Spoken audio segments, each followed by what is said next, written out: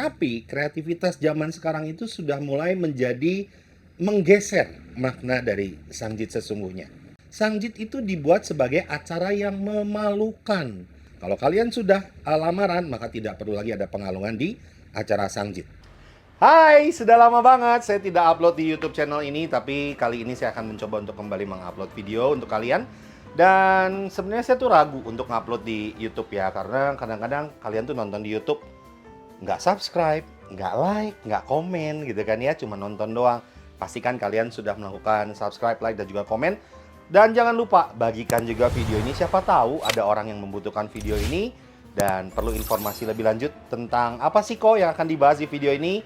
Saya akan membahas sebenarnya kenapa sih ada acara Sanggit dan apa itu acara Sanggit ya. Jangan kemana-mana setelah yang berikut ini.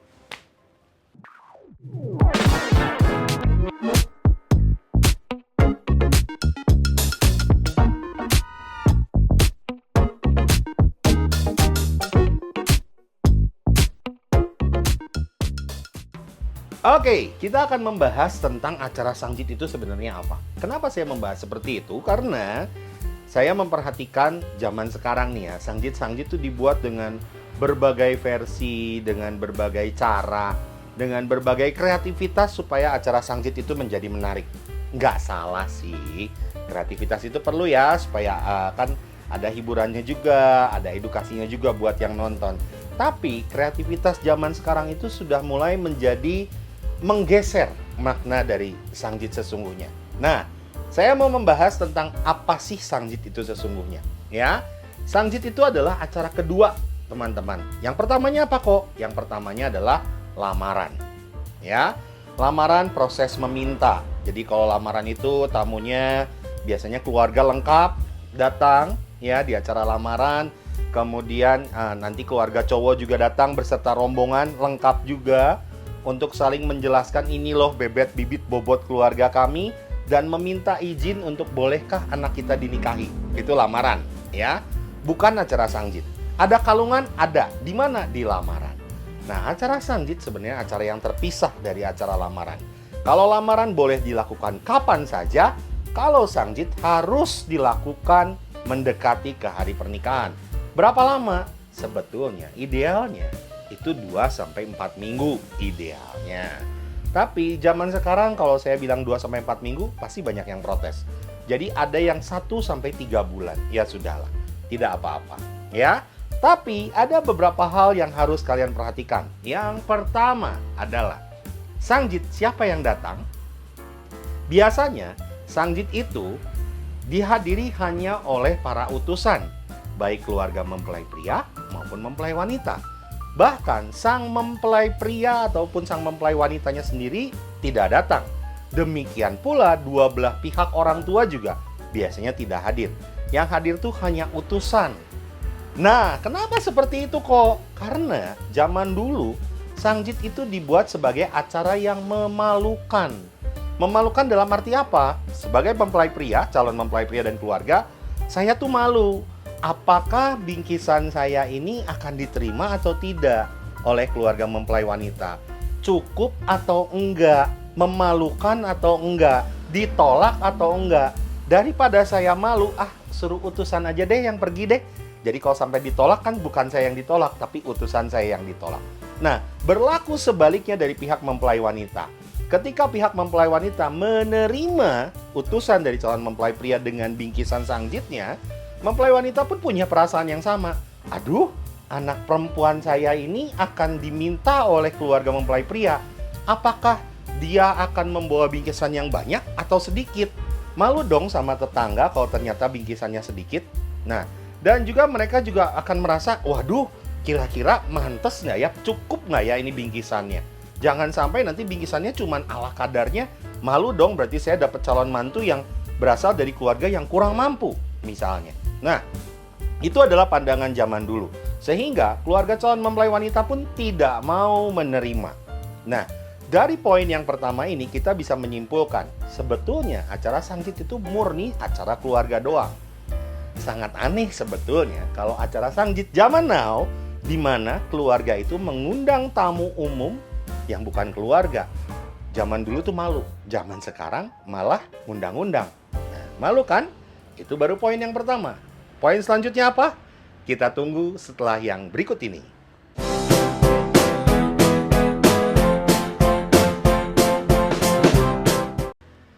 Kita masuk poin nomor 2. Ya, di poin nomor 2 suka ada pertanyaan, kok di Sangjit itu ada kalungan ya?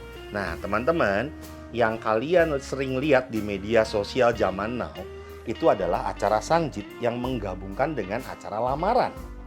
Jadi di acara Sangjit itu, gimana mau ada pengalungan? Orang seharusnya pengantinnya aja nggak datang kok, ya kan?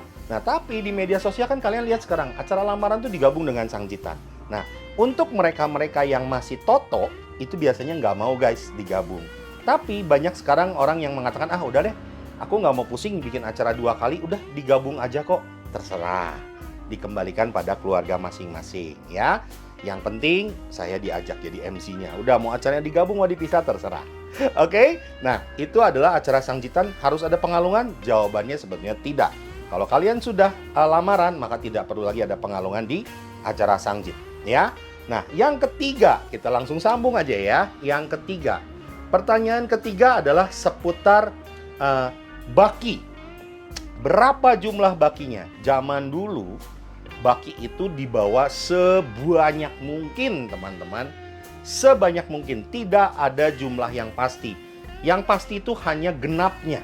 Tapi totalnya berapa? Itu terserah. Ya, terserah, tidak ada jumlah yang pasti. Jadi harus 8, 10, 12.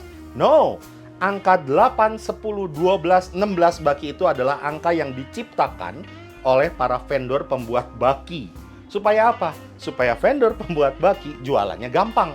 Ada paket-paketnya. Paket 8 baki, paket 10 baki, paket 12 baki, paket 16 baki, dan seterusnya.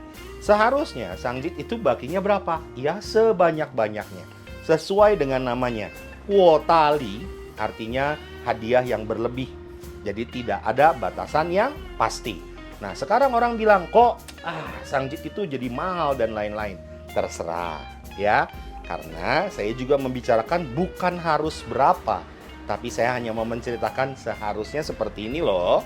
Tapi kalau kalian mau menyesuaikan lagi, silahkan. Itu bukan merupakan sebuah paksaan, tapi sesuaikan dengan kemampuan kalian. Ya, masih ada? Tentu masih ada. Jangan kemana-mana setelah yang berikut ini.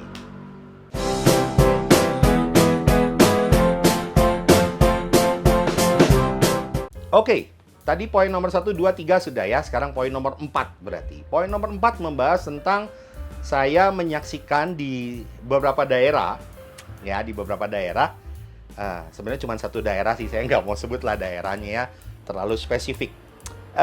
Itu ada kebiasaan baki Sangjitnya udah nggak dipakai. Tapi hadiahnya itu langsung ditata di atas meja. Ya, jadi sudah tidak ada prosesi pengantaran baki, tapi hadiah-hadiah itu semua ditata dengan demikian cantik di atas meja. Ya, jadi istilahnya apa ya? Styling table gitu ya, atau designated table, apapun itulah. Gue juga nggak ngerti ya. Cuman ini juga sebuah kebiasaan yang aneh. Memang bagus sih, jadi ditata langsung di meja, makanannya sudah terlihat, buah-buah juga terlihat. Tapi teman-teman, ini esensinya jadi di mana ya? Kok jadi baki itu jadi membingungkan karena makanan digelar begitu saja di atas di atas sebuah wadah tanpa tutup ya. Bahkan beberapa orang tidak mau menggunakan tutup dalam kemasannya supaya barang-barangnya terlihat katanya. Kayaknya seperti saya mengantarkan kalian makanan, saya membawa oleh-oleh dari Bandung ke tempat kalian, apakah kalian di Jakarta, di Medan, di Surabaya, di Bali, di Manado, di Makassar, ataupun di Pontianak, Singkawang, dimanapun lah asal kalian, saya bawa makanan, tapi makanannya nggak pakai tutup, cuma pakai piring doang. Apakah kalian mau makan? Naik ke pesawat, naik di mobil, naik di travel, atau dimanapun itu makanan saya pegangin terus.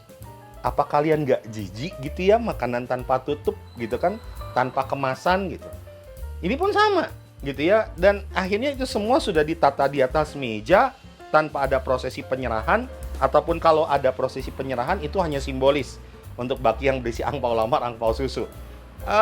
Dan bagi saya ya jadi aneh sih, esensi Sangjitnya jadi hilang. Itu dia. Poin nomor 4. Poin nomor 5, teman-teman. Ini juga perdebatan mengenai uang susu, uang lamar. Semakin kesini, semakin banyak yang bilang, aku tidak mau ambil uang susu dan uang lamar karena aku tidak jual anak. Oke, fine. Kalau tidak mau diambil uang susu, uang lamar, maka perhiasan, makanan, dan lain-lain juga jangan diambil. Kalau semuanya nggak mau diambil, lah ngapain sangjitan? Ya kan? Uang susu, uang lamar tidak mau diambil, tapi makanan mau diambil. Berarti anaknya ditukar dengan makanan pun Anda rela? Nah, itu adalah sebuah pendapat yang keliru menurut saya, guys. Teman-teman, om, tante, ii, asuk, semuanya yang nontonin video ini, dikasih angpau lamar, dikasih angpau susu itu, bukan berarti AI dan asuk itu menjual anak. No, itu adalah bukti terima kasih, wujud terima kasih dari seorang calon menantu dan juga calon besan kepada II dan Asuk karena sudah berhasil membesarkan seorang wanita yang begitu cantik dan siap untuk diperistri oleh keluarga calon mempelai pria. Ya, wujud terima kasih, sama sekali bukan penjualan anak. Lagi pula, kalau memang angpau susu, angpau lamar nggak mau diambil, kalau perhiasan diambil nggak? Atau dikembalikan juga semuanya?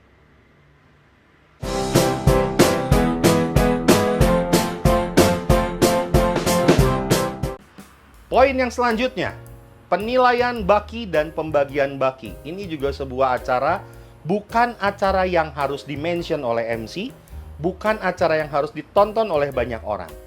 Pada saat sekarang, banyak acara itu dilakukan di hotel, di restoran, di tempat umum, ya. Sebetulnya, acara penilaian dan pembagian baki ini seharusnya dilakukan di ruangan tertutup. Tapi kalau di tempat umum kita harus mencari lagi ruangan tertutup, kayaknya repot, ya. Akhirnya seringkali acara penilaian dan pembagian baki ini dilakukan di atas panggung. Nah, masalahnya saya memperhatikan acara ini pun banyak yang sudah tidak dilakukan oleh para WO, ya. Karena mungkin mereka tidak sadar justru esensi dari acara Sangjit adalah penilaian baki dan pembagian baki. Penilaian baki seperti apa? Kalian akan mengundang MC yang mengerti tentang penilaian baki. Kalian juga atau mungkin WO-nya yang mengerti akan membantu keluarga untuk menilai baki-baki tersebut dan akhirnya juga membagi baki tersebut menjadi sama rata. Berbicara tentang pembagian baki, maka akan berlanjut dengan perbincangan poin selanjutnya mengenai goodies bag di acara Sangjit. Guys, actually sesungguhnya tidak ada goodies bag di acara Sangjit. Yang ada itu adalah isi-isi baki tersebut harus dibagi rata untuk semua keluarga. Semua keluarga harus kebagian, ya, kecuali pengantinnya tidak usah menerima dan pengantin tidak boleh memakan seluruh makanan yang ada di baki Sangjit. Hanya pasangan pengantin yang tidak boleh menerima isi baki tersebut. Ya, yang lainnya boleh. Nah, kadang-kadang karena isi bakinya cuma sedikit, ya kan, isi bakinya cuma 8 baki, 10 baki dibagi ke seluruh keluarga nggak cukup nih. Nah, akhirnya banyak keluarga yang menyiapkan kantong-kantong souvenir atau goodies bag yang isinya 1 buah apel, 1 buah jeruk, 1 buah kaleng, 1 buah miswa, 1 buah koya teng-teng. Yang akhirnya itu kalau dinilai-nilai, 1 kantong itu mahal, guys. Bisa mencapai 150 bahkan bisa sampai 200 ribu. Dan mulai keluarga berpikir, saya keluar uang 150 sampai 200 ribu hanya untuk 1 kalengan, 1 apel, 1 jeruk, 1 koya, 1 teng-teng, 1 miswa. Kayaknya mubazir banget ya, mahal banget. Daripada 200 ribu beli yang begituan, lebih baik saya beli 200 ribu berupa barang. T-set mungkin, cangkir mungkin, yang kemasannya bagus, ada gambarnya keren, daripada saya harus beli 1 apel, 1 jeruk, dan barang-barang lainnya. Akhirnya dirubahlah jadi barang berupa cangkir ataupun gelas atau apapun itu, ya. Sehingga muncullah tradisi habis Sangjit harus ngasih goodies bag.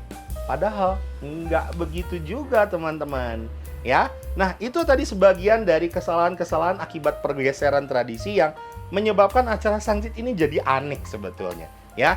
Tapi sekali lagi, video ini saya buat tujuannya hanya untuk memaparkan apa sih asalnya, bagaimana sih asal muasalnya sejarah terjadinya. Jadi kalau memang misalnya ada yang mau mengimprovisasi, silahkan, itu adalah keputusan kalian.